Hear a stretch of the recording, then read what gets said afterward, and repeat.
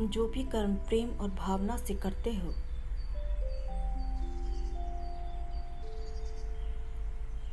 वह तुम्हें परमात्मा की ओर ले जाता है। जिस कर्म में नफरत छिपी होती है, वह हमें परमात्मा से दूर ले जाता है। जो कर्मयोगी मनुष्य होता है, वह अपने लिए कुछ नहीं मांगता, ना ही अपने लिए कुछ चाहता है।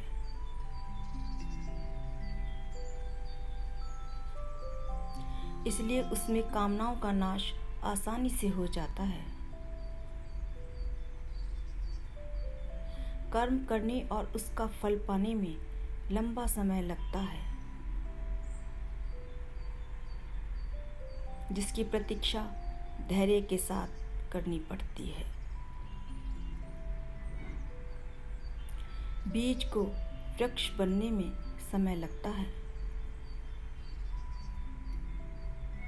कोई भी एक दिन विद्यालय जाकर ज्ञानी नहीं बन जाता।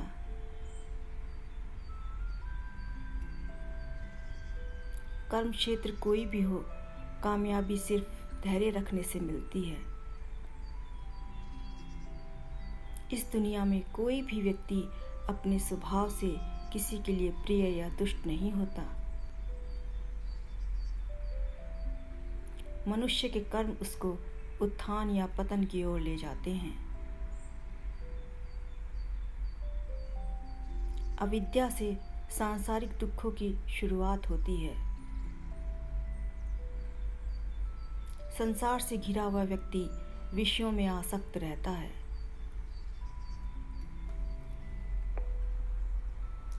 शुभ और अशुभ दोनों प्रकार के कर्मों का हमें फल मिलता है। कर्मशील को स्वर्ग और नरक की परवाह नहीं होती। वह तो बस अपने कर्म करने में व्यस्त रहता है। कर्म वह आईना है जो हमारा असली स्वरूप दिखाता है। इसलिए हमारे कर्म ऐसे होने चाहिए कि हमें अपने आप पर गर्व हो। कर्मशीलता और उदासी कभी एक साथ नहीं रहती,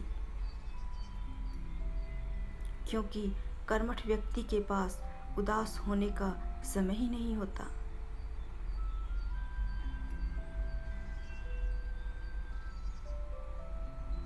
जैसे फल और फूल बिना किसी की प्रेरणा के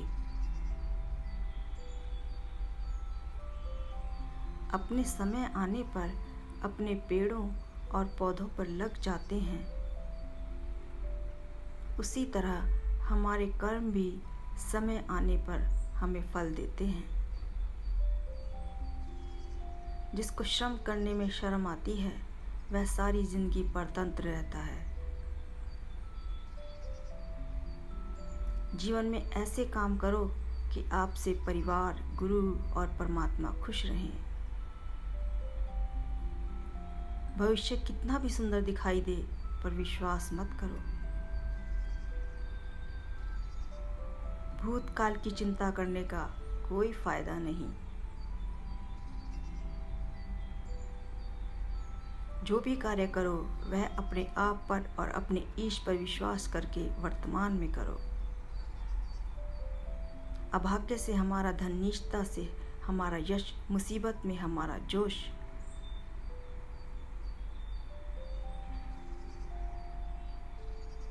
रोग से हमारा स्वास्थ्य और मृत्यु से हमारे प्रियजन छीने जा सकते हैं, परंतु एक हमारे कर्म ही हैं जो हमारा पीछा कभी नहीं छोड़ते। कर्म सदा सुख नहीं ला सकता, परंतु कर्म के बिना कभी सुख नहीं मिलता। मनुष्य के कर्म ही उसके विचारों की सबसे अच्छी व्याख्या है।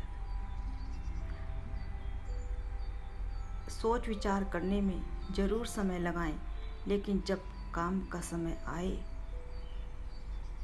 तो सोचना बंद करें और आगे बढ़ें। खाली बैठना सबसे ज़्यादा थकाने वाला काम है, क्योंकि सर्वस्व त्याग देना और आराम करना असंभव है। अपने काम में सुंदरता की तलाश करो, इससे सुंदर कुछ नहीं हो सकता। किसी काम के बारे में ज़रूरत से ज़्यादा सोचना उसे बिगाड़ने के लिए काफ़ी है।